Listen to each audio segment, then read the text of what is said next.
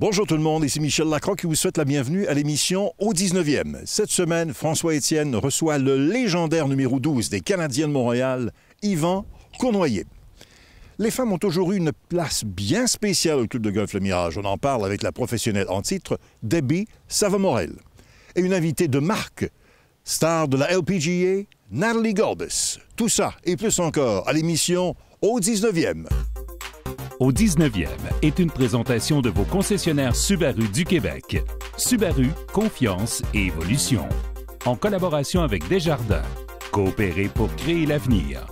Et Golf Île-du-Prince-Édouard. Votre passion, notre mode de vie.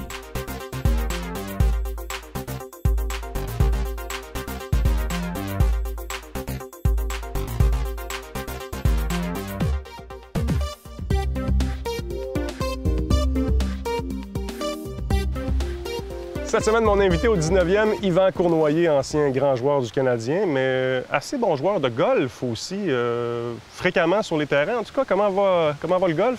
J'essaie de jouer peut-être 3 fois par semaine. On sait que c'est vraiment une longue journée, mais j'ai le temps maintenant. Alors, mais c'est comme on dirait, c'est une deuxième carrière pour moi.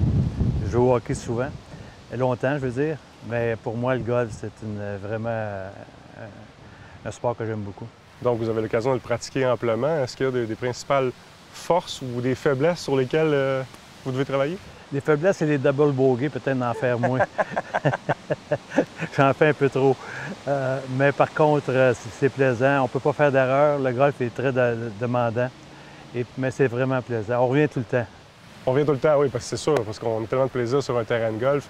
Justement, est-ce que vous avez de bons souvenirs, des rondes qui vous ont marqué pour peut-être l'endroit où c'était ou les gens qui vous accompagnaient cette journée-là? Oui, bien, juste quand j'ai été au Temple de la Renommée, j'ai été nommé au Temple de la Renommée.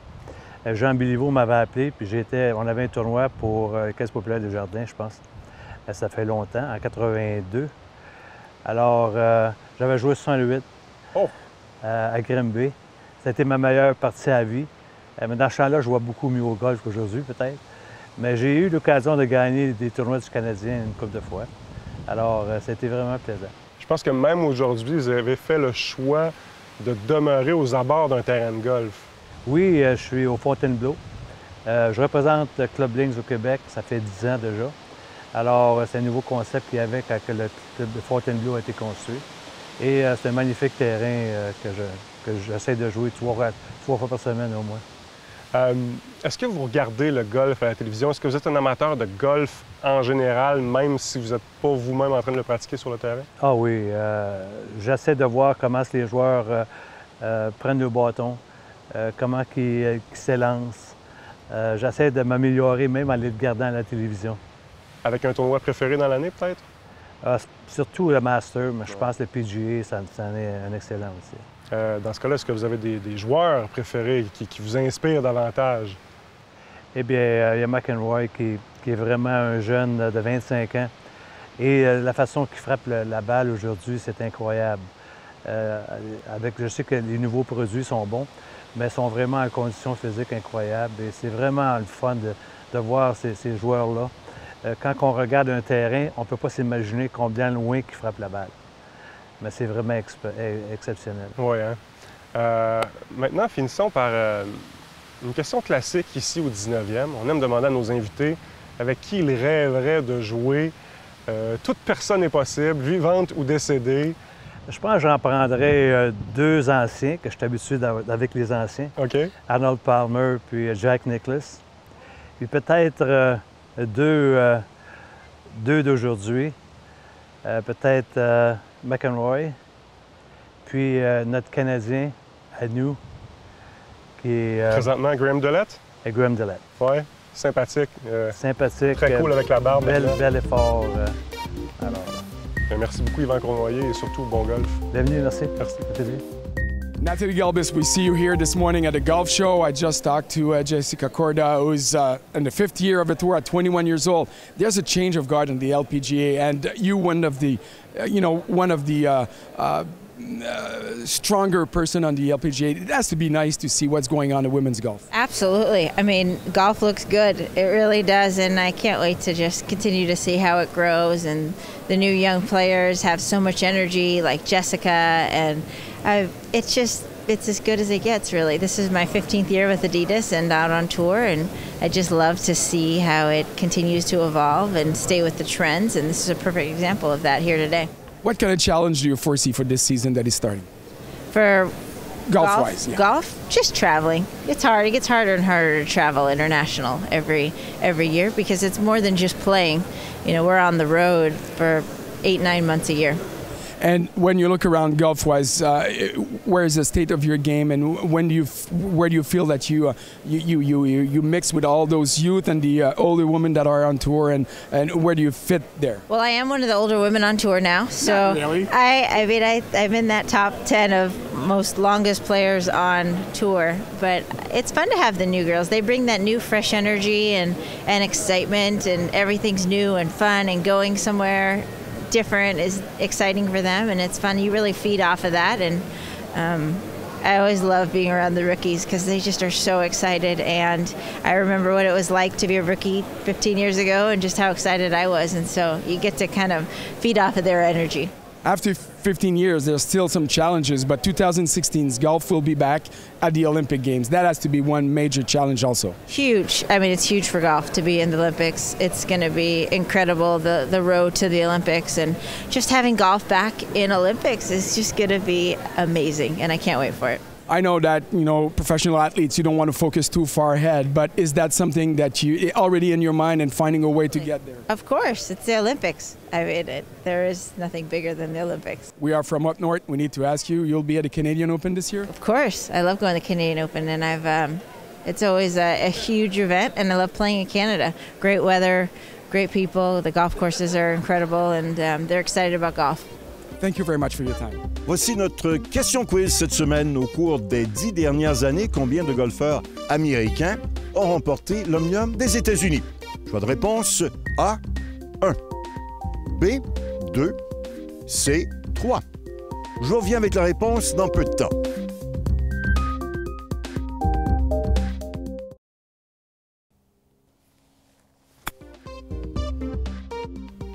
Alors, combien de joueurs américains ont remporté l'Omnium des États-Unis au cours des 10 dernières années? La réponse, 3. 2008-2009, Tiger Woods, Lucas Glover, et puis en 2012, Webb Simpson. Depuis, ce sont davantage les joueurs internationaux qui se sont signalés. À preuve, l'an passé, Martin Kaymer, qui l'a emporté à Pinehurst par la ronflante marge de 8 coups. Grâce à l'initiative de Golf Québec, de plus en plus de femmes non seulement jouent au golf, mais adhèrent à des journées de perfectionnement, comme celle du programme Golf au féminin. Cette année, il y a 2 de ces journées de perfectionnement. L'une s'est déroulée le 4 juin, l'autre aura lieu le 23 août. Ces femmes sont accueillies au Club de golf Le Mirage de Terrebonne, propriété de René Angélil et de Céline Dion. Le tout sous la supervision de la professionnelle en titre, Debbie Savoie-Morel. Bien, on accueille à 24 aujourd'hui. C'est une clinique de perfectionnement. Ça donne l'opportunité à des femmes de vouloir perfectionner leur golf, de pouvoir faire du réseautage entre femmes et aussi d'avoir l'opportunité d'avoir de l'enseignement avec des femmes comme Jocelyne Bourassa, Denise Lavigne, Anne Rogerson et moi-même. Alors, c'est vraiment apprécié par les dames. Ces cliniques de perfectionnement sont données par Jocelyne Bourassa, Denise Lavigne, Anne Rogerson et Debbie Savoie-Morel. Elles ne s'adressent pas aux nouvelles initiées du golf. Toutes les participantes ont déjà un niveau de jeu appréciable et veulent s'améliorer. Oui, aujourd'hui, c'est une journée vraiment spéciale. C'est toute une journée avec la haute technologie. Alors aujourd'hui, on va avoir toutes 4 stations où on prend la technologie pour montrer aux gens qu'est-ce qu'ils font de correct ou pas correct dans leur élan. Alors, on a Body Track, on a Eye-Ping sur le putting, on a le Earnest Sports pour déterminer les distances que les gens frappent. Alors, les gens vont vraiment triper, je suis certaine, surtout avec le nouveau Body Track, cette technologie-là que j'enseigne avec. Je suis certaine que toutes les golfeuses vont être ravies. Mais nous autres, qu'est-ce qu'on recommande? C'est qu'ils retournent dans leur club de golf, puis ils parlent avec leurs professionnels pour avoir un suivi. Alors, leur professionnel va leur demander sur quoi ils ont travaillé, puis on leur recommande d'avoir un suivi avec leurs professionnels à leur club. Alors, l'important, c'est qu'ils partent avec quelque chose qu'ils peuvent travailler dessus pour améliorer leur golf. Sur le plan de la participation, Debbie Savoie-Morel a également lancé un programme qui s'adresse, celui-là, aux débutantes. Ça fait à peu près une dizaine d'années qu'on initie des nouvelles golfeuses avec une formule qu'on adore. C'est 1 heure de cours puis 1 heure de cocktail. Fait qu'on met ça vraiment amical. C'est excellent pour le réseautage. Ça fait une dizaine d'années qu'on le fait, entre 30 et 40 golfeuses par année. Puis on a plusieurs de ces golfeuses-là qui sont devenues membres. Puis on a même plusieurs qui sont rendues des classes A. Alors ça, il faut que tous les clubs de golf fassent ça. C'est important de faire des affaires pour les femmes, pour leur initier, pour pas qu'ils se sentent intimidés sur un terrain de golf, pour s'occuper des juniors. Et les hommes, bien, eux autres sont ravis parce que leurs enfants et leurs épouses jouent au golf. Daniel Caza pour au 19e. Cette chronique équipement est une présentation de Golf Town. Golf Town, tout pour le golf. Toujours dans la section des fers droits cette semaine, Pierre, on continue notre tour d'horizon sur les nouveautés, mais cette fois, par rapport aux têtes surdimensionnées. L'ajustabilité et le contrepoids restent toujours les aspects novateurs dans cette catégorie, et ce, peu importe la grosseur de tête du fer droit. Par exemple, Shaping. Le modèle Catch offre la possibilité de choisir parmi 2 plaques en aluminium installées dans la semelle de la tête, une différence de plus de 30 grammes qui permet de personnaliser votre achat. Excellent. Toujours dans l'ajustabilité, la nouvelle technologie du contrepoids chez Nike, que l'on a parlé la semaine dernière, est aussi offerte pour des modèles surdimensionnés. Autre nouveauté, Pierre, cette fois chez Titleist avec les nouveaux Scotty Cameron X5 et X5R. Oui. Si certains trouvaient que le modèle Futura X s'éloignait du look classique de Scotty Cameron, les modèles X5 et X5R offrent vraiment une belle combinaison look et indulgence. On a aussi mis une plaque en aluminium, ce qui a permis d'épaissir la face et ainsi de produire un son sourd et commun chez les fers droits Scotty Cameron.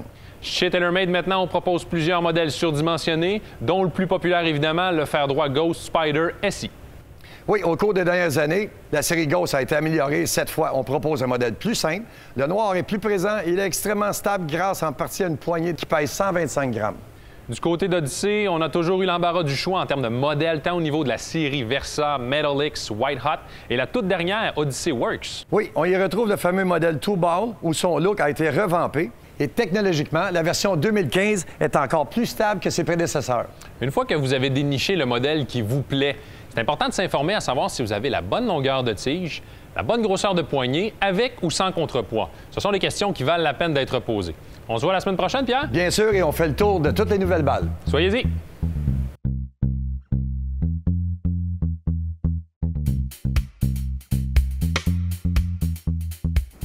Bien, j'aurais tendance à croire que oui. Je veux dire, avec les années, puis Golf Canada s'est beaucoup impliqué aussi avec un centre de développement. Je crois qu'il était à Glenabe autrefois. Je pense que c'est encore ça. Et puis les jeunes sont plus suivis. C'est ce que ça prend aussi. Il faut que les jeunes soient suivis jusqu'à temps qu'ils aillent au niveau collégial, américain, etc., pour pouvoir se rendre sur le PGA. Anne-Catherine Tanguay, entre autres, est un bel espoir pour la LPGA. Et il y en a certainement d'autres qui vont pousser alentour parce que le programme de golf de l'équipe nationale est très bon. On a eu la chance d'y voir à Millbay il y a 2 ans. Et m'a dire, il y a des bons jeunes golfeurs. Canadiens, peut-être moins connus, Matt Hill et Corey Connors qui vont très bien. Mais j'ai bon espoir de voir Maud-Aimée Leblanc et Sarah Monte-Junot revenir sur la LPGA. Moi, je pense que oui. J'ai beaucoup confiance au développement que Golf Canada fait, Golf Québec, au travers des dernières années. Les programmes sont bien bâtis. On a vu des résultats à date. Il y a des résultats, c'est concret. On le voit sur l'LPGA, on le voit sur le PGA.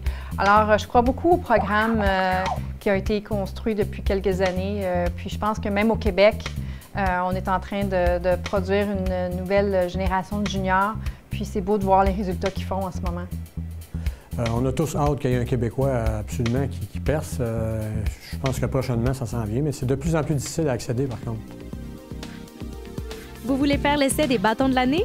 La tournée golf des motours BMW sera au club de golf Le Grand-Duc le samedi 20 juin, à Val-des-Lacs le dimanche 21 juin, à La Chute le mardi 23 juin, à Rougemont le mercredi 24 juin, au golf La Madeleine le jeudi 25 juin et à Arundel le vendredi 26 juin. La tournée golf des motours BMW, venez faire l'essai!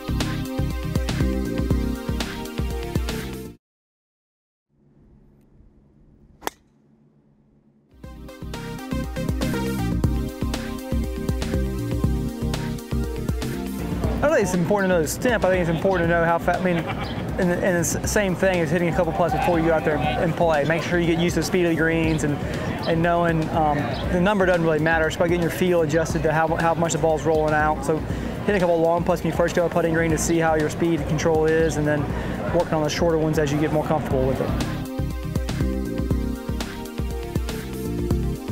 There's a few. I mean, everybody kind of does it differently, but I think one of the biggest faults I see in most amateurs is that the butt of the putter and the head of the putter have to move two different ways. Most of them try to move them both together, and you can't really putt well doing that. All the great putters have the head moved about twice as much as the butt of the putter. That's why belly putters have been really successful out here, is because you have an anchor point. So what I try to tell people is keep the butt of the putter pretty still, and let the club putter head move a lot more than you think it needs to, because that gets you more of a smooth stroke, a more consistent hit on it, and kind of gets the ball rolling a little bit better.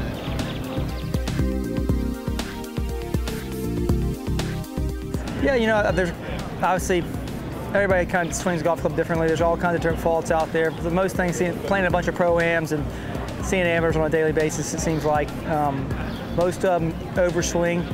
They try to hit the ball hard, and the way you hit the ball hard is by swinging fast. And swinging fast is not necessarily taking the club away fast. It's swinging fast at the impact and beyond. So I always try to people to take it back in a really slow, controlled way, just because you're not trying to hit anything on the way back. You're trying to get in position to go on the way forward. So I typically say 80% swing will produce just about the same distance as 100% swing, just more consistent contact, so you actually be hitting a little further. So swing a little bit easier, make sure everything's under control, and then kind of go from there. Au terrain d'exercice vous est présenté par Nike Golf. Aujourd'hui, nous allons parler comment ajuster notre coup d'approche selon la position de la balle au sol. Alors, première position, nous avons une balle qui est très creuse dans le gazon. Alors, une chose qui est très importante, nous avons 4 points à regarder pour créer un mouvement qui est beaucoup plus à pic pour aller cueillir la balle. Première chose, nous devons avoir la position de la balle sur notre pied arrière. Je vous conseille sur le gros orteil de votre pied arrière, qui est mon pied droit ici. Deuxième chose, il faut mettre le poids sur la jambe gauche, 70 %.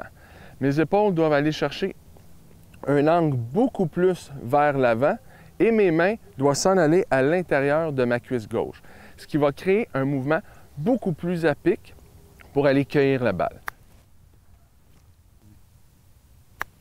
Deuxième position est une balle qui est plus surélevée sur le gazon. Alors, il faut créer une position de balle dans le milieu des pieds. Notre poids s'en va 50 % sur les deux jambes. Mes épaules maintenant deviennent beaucoup plus parallèles au sol pour créer un mouvement qui va glisser au sol, pour avoir une tête de bâton qui va frapper la balle parallèle. Et les mains, bien sûr, toujours à l'intérieur de notre cuisse gauche. Alors, avant de jouer votre coup, vérifiez votre position au sol, à la balle, et avec ces deux méthodes, ça devrait aller beaucoup mieux. Bon golf!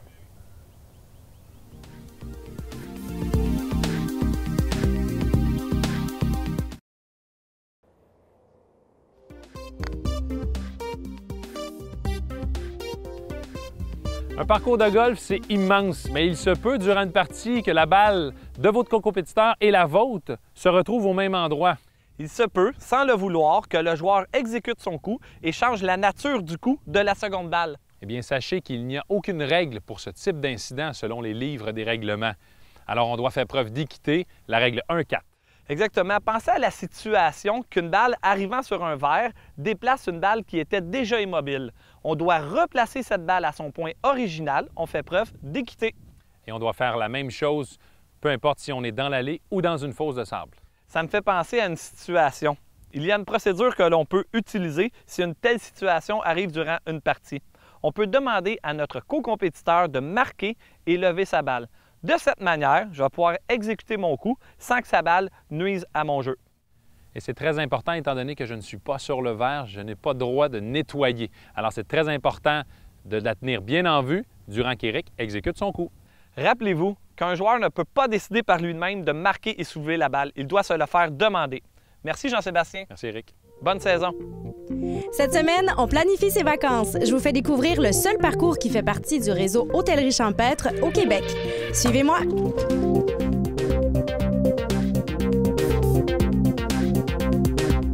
Le plaisir golf au Château-Bromont, je reviens encore une fois sur le panorama, sur la qualité des verres, sur la qualité du parcours, sur le défi que chaque trou vous apporte. Chaque trou est différent et chaque trou est très ouvert.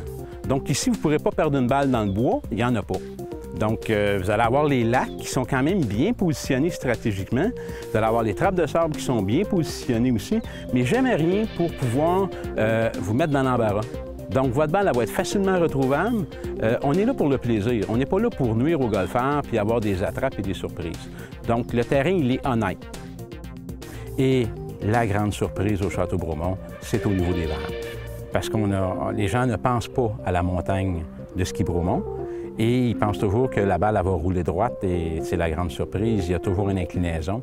Et après avoir joué une fois, il faut absolument rejouer le lendemain pour vraiment arriver avec un score intéressant et repartir avec le sourire. On a investi 8 millions dans les 2 dernières années au niveau des rénovations. Ce qui fait que le Château-Bromont est 100 % rénové aujourd'hui et une grande partie de l'auberge du Château-Bromont a été rénovée aussi.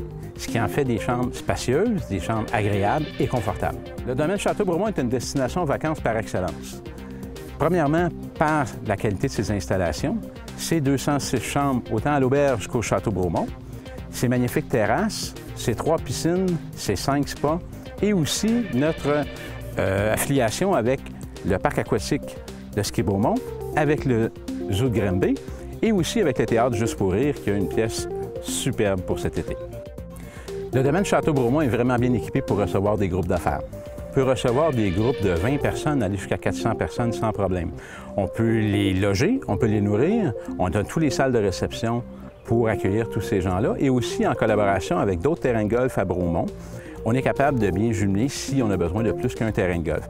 Et la grande vedette de nos événements, c'est le vélo et le golf. Donc, beaucoup d'événements golf corporatifs jumellent maintenant l'activité vélo. On est associé avec le Centre national cycliste de Bromont, qui est une équipe professionnelle qui, à ce moment-là, organise tous les tours de vélo. On vous attend cet été pour un beau séjour de golf, entre amis, en famille ou par affaires. Avec son château, son auberge et son magnifique parcours de golf, par affaires ou pour le plaisir, le domaine Château-Bromont saura vous accueillir. Marie-Christine Vaudry, au 19e. C'est déjà tout pour cette semaine. On espère que l'émission vous a plu. Voici ce qu'on vous propose pour notre prochain rendez-vous. Jonathan Huberdeau, des Panthers de la Floride. On se rend aussi à Drummondville pour voir de quoi a l'air un programme de développement réservé aux jeunes golfeurs. Et on rencontre Rémi Bouchard en compagnie de Sean Foley, l'ancien entraîneur de Tiger Woods. Allez, au revoir tout le monde. On se donne rendez-vous bientôt au 19e, là où on entend les meilleures histoires de golf. Au 19e, vous a été présenté par vos concessionnaires Subaru du Québec en collaboration avec Desjardins et Golf Île-du-Prince-Édouard.